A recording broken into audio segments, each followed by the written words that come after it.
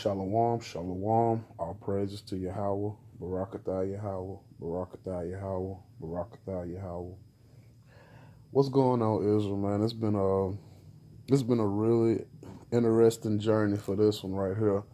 I'm just gonna go ahead and tell you what I'm presenting today with the spirit of Yahweh helping me. I'm gonna present and I'm gonna show you the New Testament is not what you think it is.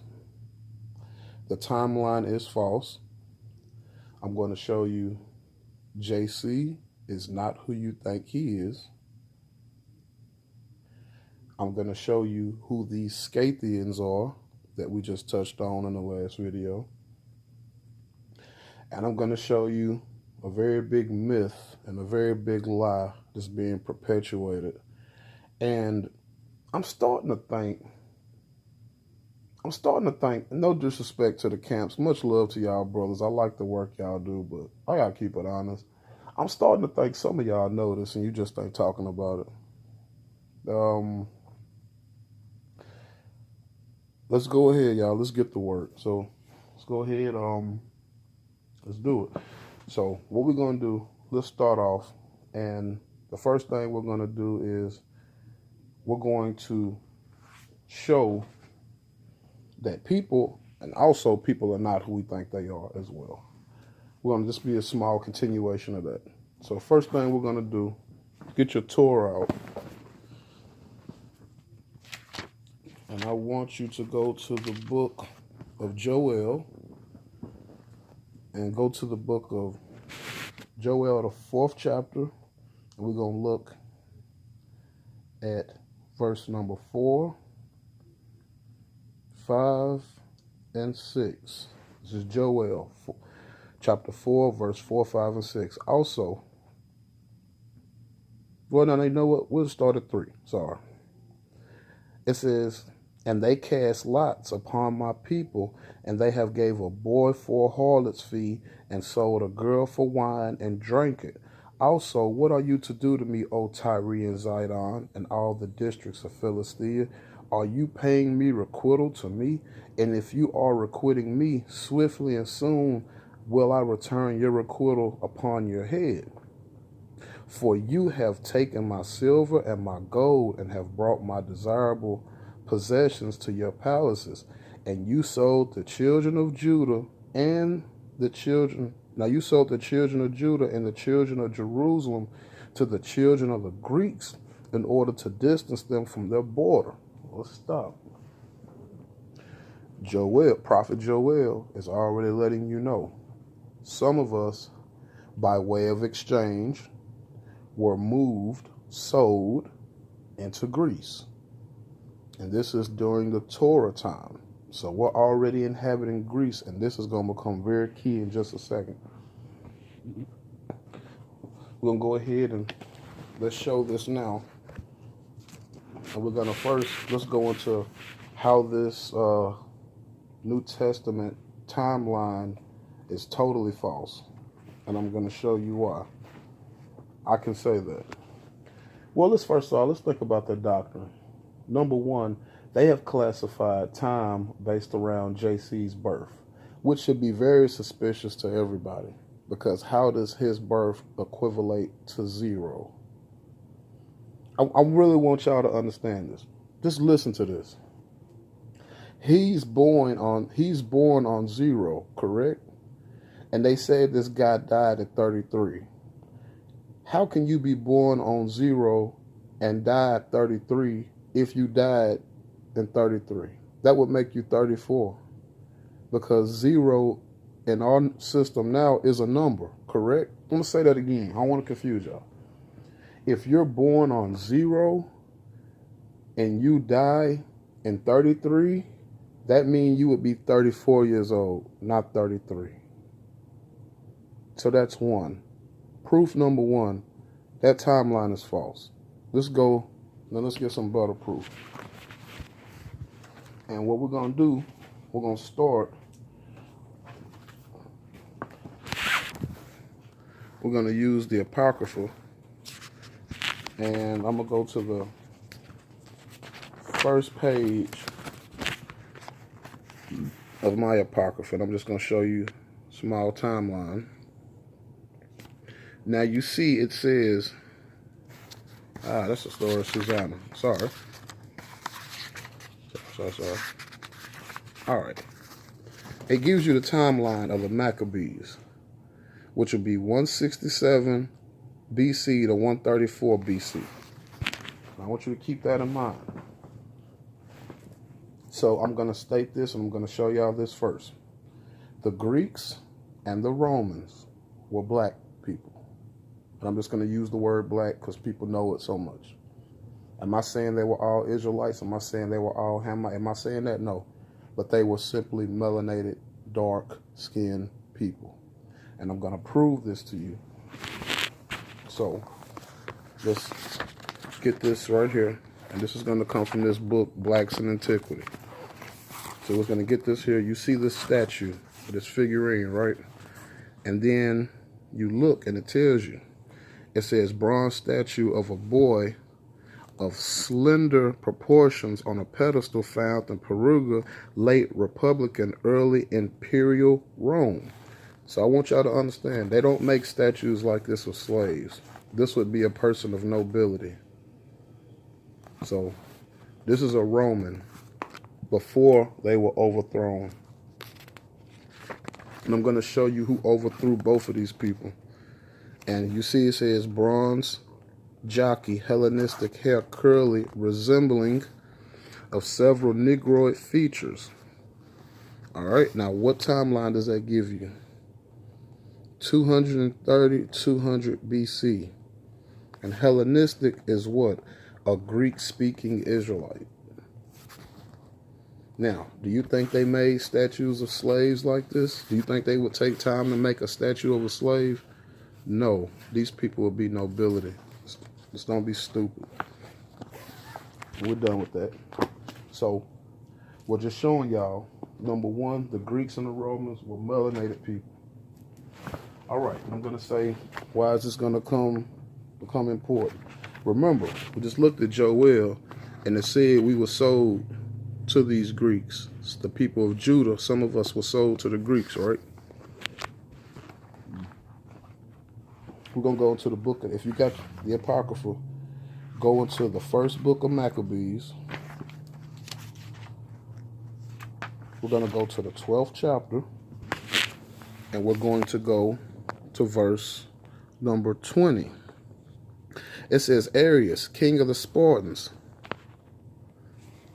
Arius, king of the Spartans, sends greeting to Ananias, the chief priest. It has been found in a writing concerning the Spartans and Jews that they are kinsmen and that they are descended from Abraham. So it really means Israelites. So we're both the king of the Spartans. We're both related by Abraham. Now, you're like, okay, well, all right. So let's look at who that king is. That king, that is his Greek name, but I have a picture of who that is. They gave him a Greek name, but that is Memnon. See? Where he looks like he has the Roman, I forget what that's called, but I know it's the horsehair, or the Greek, the helmet, the war helmet, but this signifies that he is the head general or the head commander. So, Negro, Greeks are Negroes. Just showed you that the Romans are Negroes, and that's Memnon. So this is the same king who in the book of the Maccabees, the king of the Spartans, the same people from 300, the Spartans, that he is related to the Israelites by Abraham, which is beautiful. So we're going to get to where's this all going to. So we clearly understand this is obviously why we see pictures of Greek nobility that are Israelites, because they was not in a hostile environment at that time. Now, the people who overthrew both of those groups I just showed you, the Romans, the Greeks, and the Israelites, all three of these groups are being overthrown. All right? And I'm going to show you who overthrows them. going to show you who overthrows them. We're going to stay in the Apocrypha. And we're going to go back into the Maccabees. And this time, because remember, this is talking about these Scythians. And they're known as the Barbarians. So this is going to go to Second Book of Maccabees, chapter 2, verse number 21, 22. Let's 22. It says, let's 20. Of the altar and also of the wars with Antiochus Epiphanes and his son Eptha, and the heavenly manifestations shown to the zealously championing, and this should be Israelite and not religion. It says, so few that they were plundered whole country and drove out the barbarian hordes and recovered the world-renowned temple and freed the city and restored the laws. Let's just stop. Remember, these Scythians, they are barbarians. And we're going to get some history on them in a minute. So what is this showing you? Remember, I just showed you in this book that it was actually us who drove these people out, right? Within the time that we was good. Something ends up happening and these people come back on us. Now, let's go ahead and let's get some little background on these people, who these Scythians are. And I got this Babylonian book.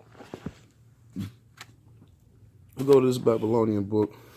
I'm going to go to page 287, A Motley of Nations, the Indo-European race. It says, still farther north, along the shores of the Black Sea, wanderers, Scythians, a horde of warriors, half Mongol and half European, ferocious bearded giants who lived in wagons, kept their women in pardo seclusion, rode bareback on wild horses, fought to live and lived to fight, drank the blood of their enemies, and used the scalps as napkins. Says, now, ain't that something? I lost my place. I had to turn back on the computer. Weakened Assyria with repeated raids swept through Western Asia, destroying and killing everything and everyone in their path, advanced to the very cities of the Egyptian Delta, was suddenly decimated by a mysterious disease, and were finally overcome by the Medes and driven back. The barbaric hinterland and hedged in every ancient state. So these Scythians, they drunk blood. They used the scalps of people as napkins. So let's get a little bit more history on these Scythians. Because like I said, this is going to take a wild turn, y'all. Walk with me. So, okay. So let's get a little background on these people. All right.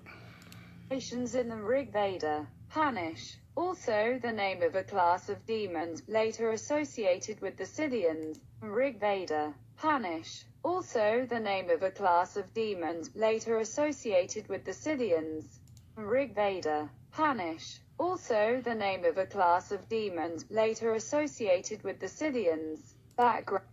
Okay, so the Scythians in the Vedas, they record them as being demons. Now that, very interesting. Oh, very, very interesting. Let's keep going, y'all. So why is this all building up? Because it's something that I've been thinking. And I've said to myself, something about this New Testament is very wrong. Like, it just doesn't even seem like these are Israelites at all. It seems like these are somebody else. And a very, very good, dedicated brother named Israelite Brotherhood, he tipped me off to a piece of information. And I started studying, and I started looking at my old notes, and I started looking at timelines, and I said, you know what? This people swap, when these people get overthrown, all of this is the same culmination. All of this is the same culmination to the same thing. And I was like, there can't be something wrong about that. I was like, because How is it that you have two sects of people calling themselves the same name, but yet one sect of people is now gone? And I was like, man, something about that part couldn't have been right.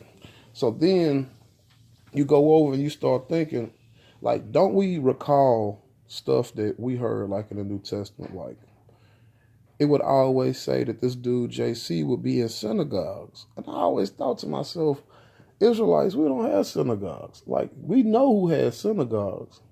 And, I questioned that, like, why nobody ever said nothing about that?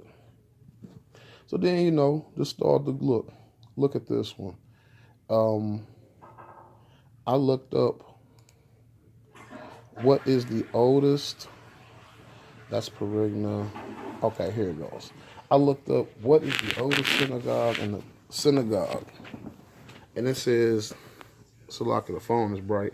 It says the oldest synagogue building yet uncovered by archaeologists is the Delos Synagogue, possibly Samaritan synagogue that dates from 150 to 128 BC or earlier, located in the islands of Delos, Greece. Now I said, wait a minute. If the first synagogue was built in Greece, and then I looked at the timeline, I said 150 to 128, I was like, a light bulb went off in my head. And I want to show y'all why. Because I'm going to show you in the Apocrypha that this is talked about. And I'm going to show you who built these first synagogues, who commissioned this. First thing, let's look at that timeline, 167 to 134. And the first synagogue built is 150 to 128 BC.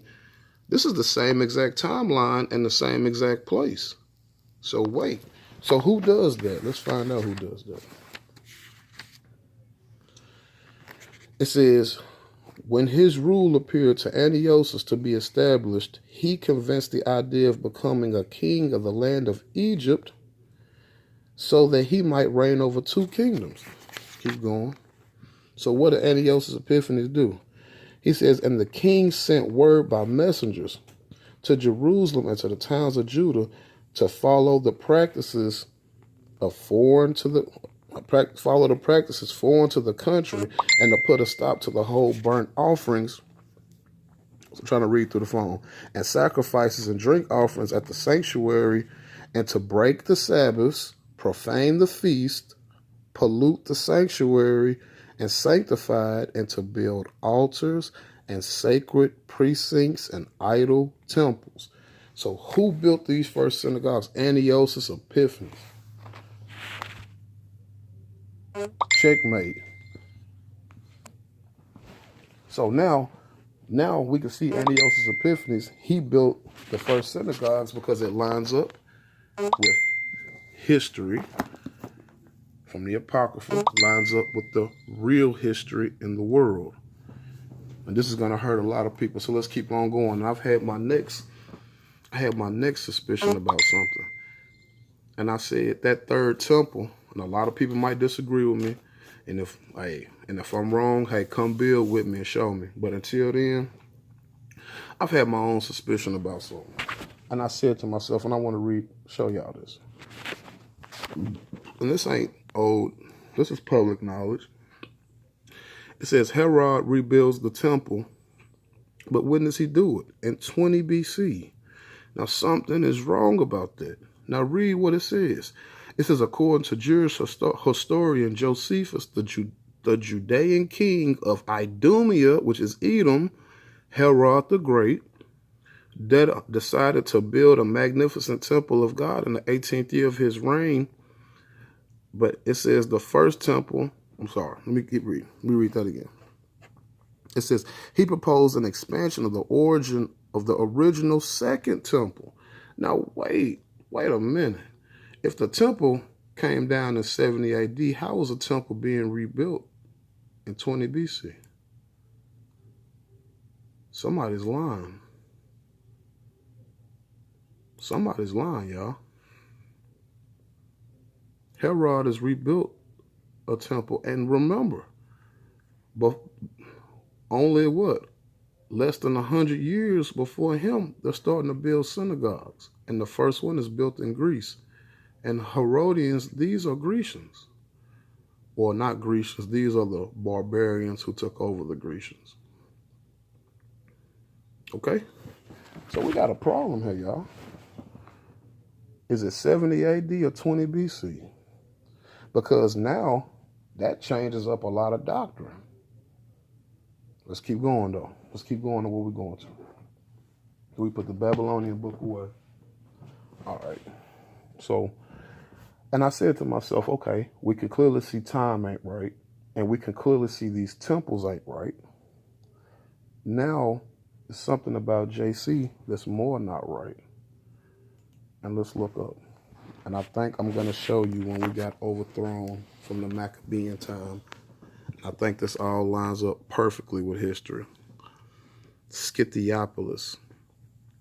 It says, main finds tell to include the series of temples in the Middle Late Bronze Age, Scythiapolis, Pompeii, and the Romans rebuilt Belchane in 63 BC. Think about it. Let's keep going. And it was renamed Scythiapolis, city of the Scythians, Colossians 3:11. And it became the capital city of Decipolis. So let's look that up. And what is Decipolis? Decipolis is the 10 Scythian cities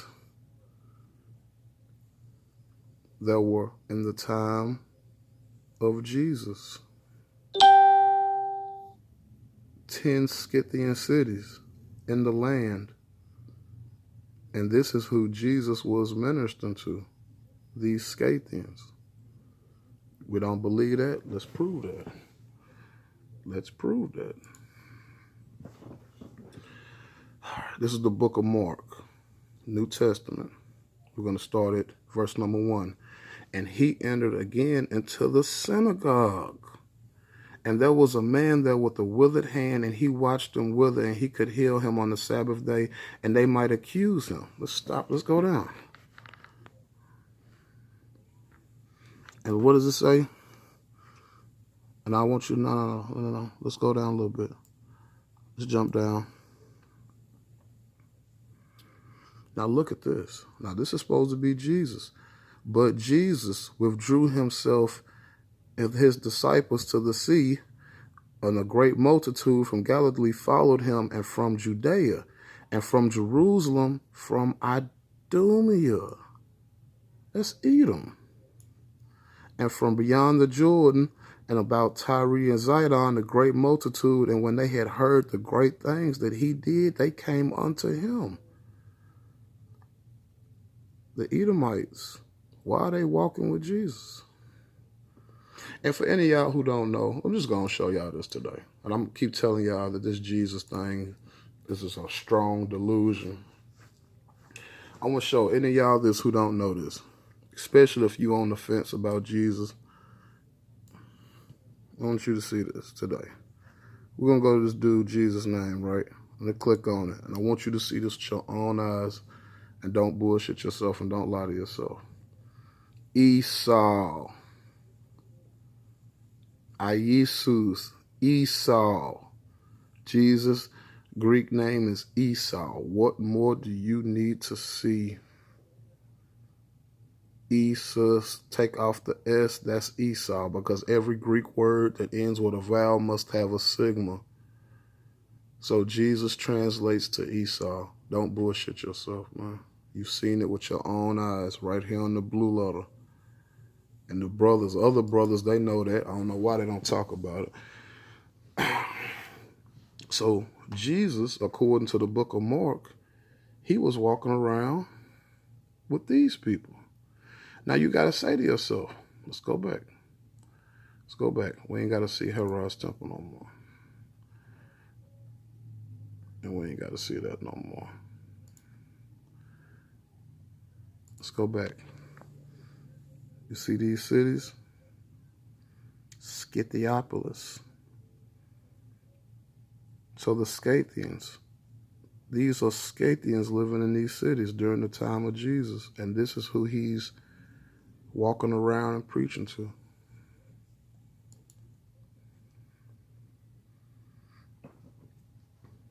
And they can't deny it. They can't act like they don't know it. They better not act like they don't know this. From the multitude, now why, like I said, why the Edomites? Why is Idumea?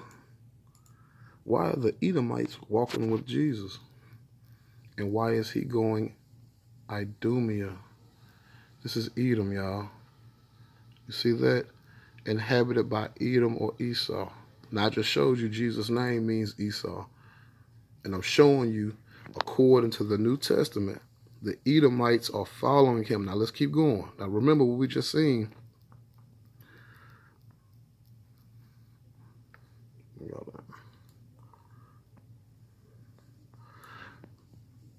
But Jesus withdrew himself with his disciples to the sea, and a great multitude from Galilee followed him, and from Judea. But remember, these are not Israelites.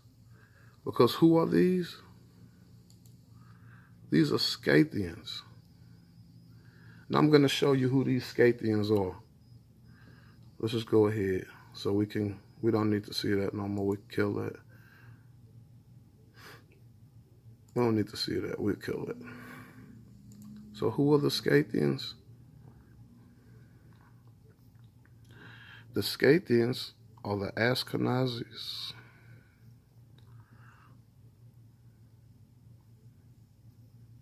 I know. That's crazy, ain't it? Let's get that. Hebrew Bible, Ashkenazi, Hebrew. The Hebrew Bible, one of the descendants of Noah, Ashkenazi, is the first son of Gomer and Japheth, and the patriarch of the Table of Nations and the rabbinic literature of the kingdom. The Ashkenazi was first associated with Scythia region. And I just showed y'all that JC, and we showed you on the last one, on the Colossians 3 and 11, that these Scythians are the people who JC is now ministering to. So let's get a little something about some of the people who they conquered, and they took on this. And I learned this from prior study. When Alexander the Greek was out conquering, they adopted something called the Book of the Sibylline. Now, the Sibylline is the religion of the people of Phrygia. Okay, now look what it says. It says, according to Homer's Iliad, Phrygians participated in the Trojan War. Now, why is that important?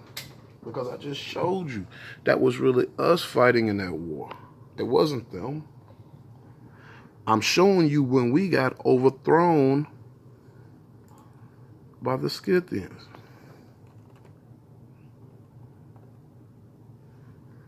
We got overthrown by the Scythians in that war.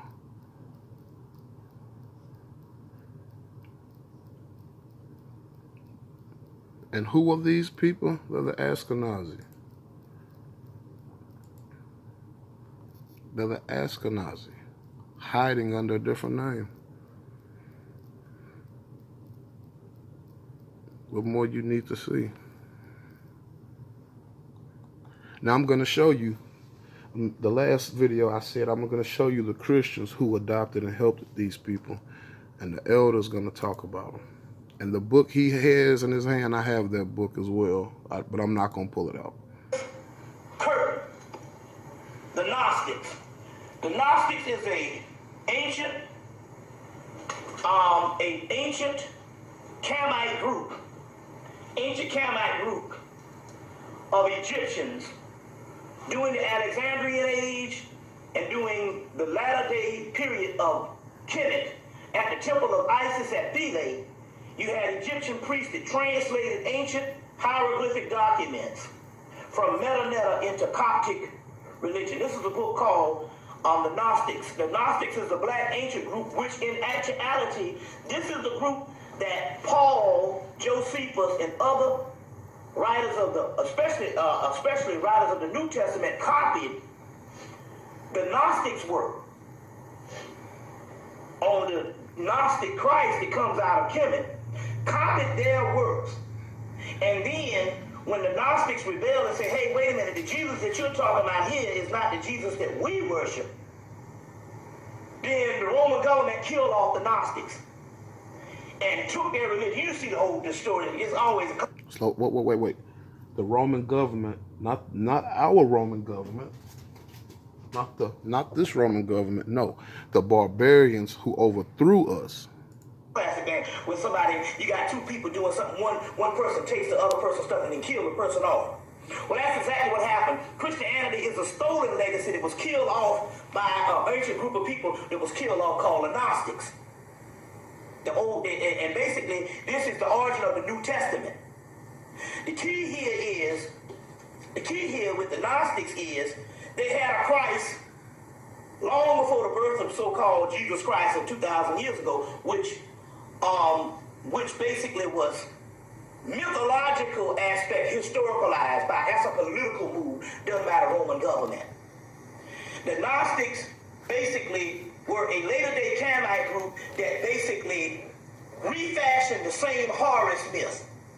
The difference between the Gnostics and the later-day Christians, or what you would call, which is the Roman invention, is the Gnostics said that, as well as the Gnostics, the Hebrews, the Arabs, the Sumerians, as well, just any ancient group, because there's a discrepancy with all the Sumerian stuff and Babylonian stuff, because in actuality, Walter Williams is right on this one. They talk about all these ancient cultures, but we can't go nowhere and find them. They say that Babylonia was as great as ancient Kemet, yet we can't find them but some little clay tablets. we talk about a whole civilization we can't find. So obviously the white man is making up some stuff. But in so many words, these was nothing but doggone states of the same Egyptian government. So all of it was Kemet. We ain't gonna buy that. All of it was Kemet. The difference is the ancient world said that the Messiah is to come in the last days. The Romans say, no, we're gonna make it come 2,000 years ago. And that is the great mystery that's going on. Sublime mythology makes grotesque history. You got that right, Elder. You got that shit right. So, people, we're going to end this with the person who this guy, Jesus, really was, and he would be Jason from the Apocrypha. So let's just get a little bit of him, because he would have been an Ashkenazi, and this is why he was only ministering to Ashkenazis. This is why he was always in the synagogue. And what is his famous quote? In my Father's house, y'all won't do this. But he said that about a synagogue. Put two and two together. This is 2 Maccabees chapter 4, starting at verse number 13. In such a pitch did the cultivation of the Greek fashions and the coming of the foreign customs arise, because of the excessive wickedness of the godless Jason, who was no priest at all.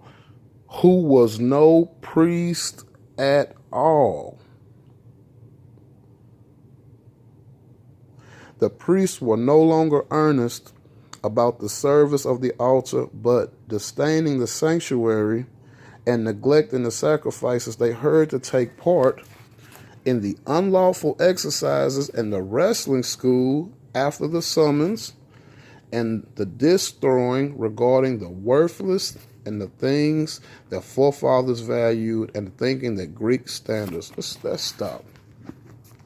With that, I want to say all praise to Yahweh, Kahala Yahweh, Barakatah Yahweh, Barakatah Yahweh, Barakatah Yahweh.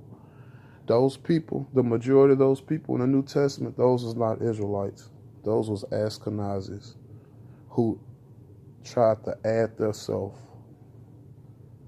With that, I yield. Shalom. Yahweh God.